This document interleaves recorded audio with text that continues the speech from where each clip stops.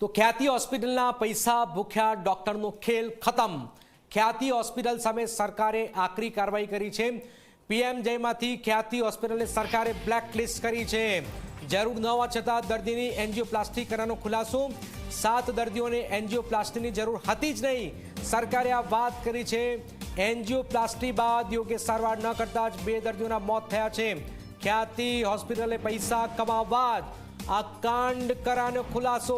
ખ્યાતિ હોસ્પિટલે તૈયાર કરેલા ડોક્યુમેન્ટમાં પણ ગોલમાલ। ઓપરેશન વખતે તૈયાર થતી સીડીમાં 7 દર્દીમાં બ્લોકેજ હતું જ નહીં। આપ જરા જુઓ કે આ લોકો શું કરી રહ્યા છે।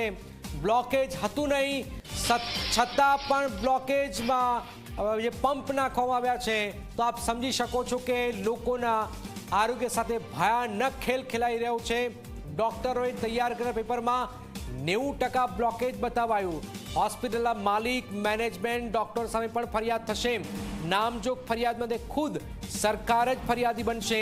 ખ્યાતિ હોસ્પિટલના બેદરકાર ડોક્ટર પર ગાજ ગરજી છે। ઓપરેશન કરનારા ડોક્ટર સામે કડક પગલાં લેવાયા છે। ડોક્ટર હવે પીએમજેના ઓપરેશન પણ નહીં કરી શકે।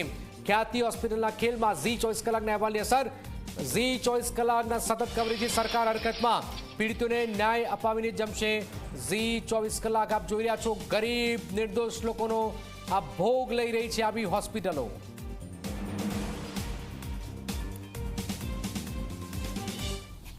રિવ્યૂ પરથી ધ્યાને આવ્યું કે જે 7 વ્યક્તિઓને એન્જિયોપ્લાસ્ટી કરવામાં આવી ખરેખર એમને ક્લિનિકલી એમને જે સમસ્યા રજૂ કરી હતી એના સંદર્ભમાં અથવા જ્યારે એન્જિયોગ્રાફી કરી એ વખતે અંદર હૃદયનું જે ચિત્ર દેખાયું એના સંદર્ભમાં ખરેખર પ્લાસ્ટી કરવાની જરૂરત હતી નહીં।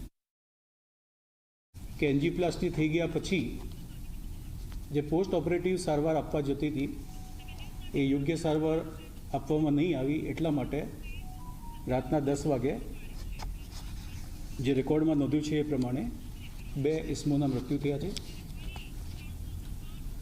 આ ખૂબ જ ગંભીર બાબત છે અને રાજ્ય સરકારે ખૂબ જ ગંભીરતાથી લીધું છે।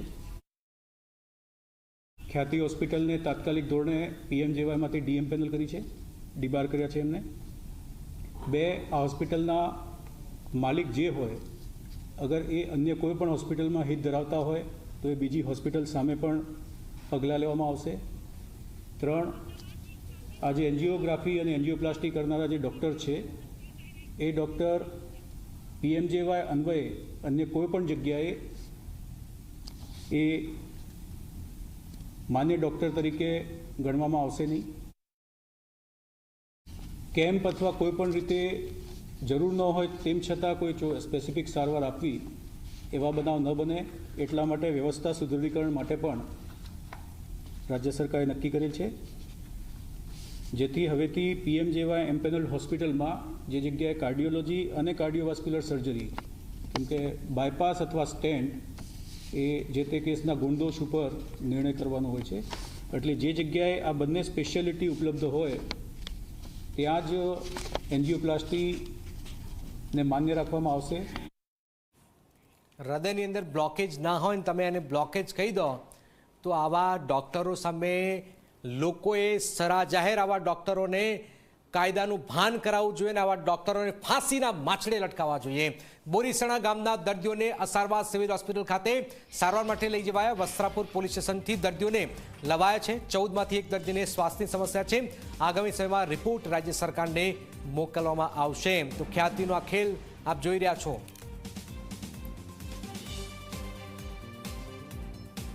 અત્યારે અમારી પાસે 15 જેટલા દર્દીઓ ખ્યાતિ હોસ્પિટલથી અહીંયા આવ્યા છે। અત્યારે અમારા કાર્ડિયોલોજિસ્ટના અંદરમાં એમની પ્રાઇમરી ચેકઅપ થશે એ પછી આગળ એમની શું સારવાર કરવી એ નક્કી થશે। એમને વસ્ત્રાપુર પોલીસ સ્ટેશનથી અહીંયા લાવવામાં આવે છે એમની ટીમ તરફથી। અત્યારે તો હાલ એમનું પ્રાઇમરી ચેકઅપ થશે પછી કંઈ સારવારની જરૂર હશે તો કરવામાં આવશે। શું એમની સારવાર કરવી, કોઈને શું તકલીફ છે, આગળ દાખલ થવાની જરૂર છે, કોઈ ટ્રીટમેન્ટની જરૂર છે એ પ્રાઇમરી તપાસ પછી જ કહી શકાય। જે 15માંથી 14 દર્દી તો સ્ટેબલ છે। 1 દર્દીને થોડી શ્વાસની તકલીફ છે એટલે અત્યારે અમારા ઇમરજન્સી ડિપાર્ટમેન્ટમાં એમની તપાસ અને સારવાર ચાલુ છે। આગળ જે કંઈ હશે પછી આગળ માહિતી આપીશું।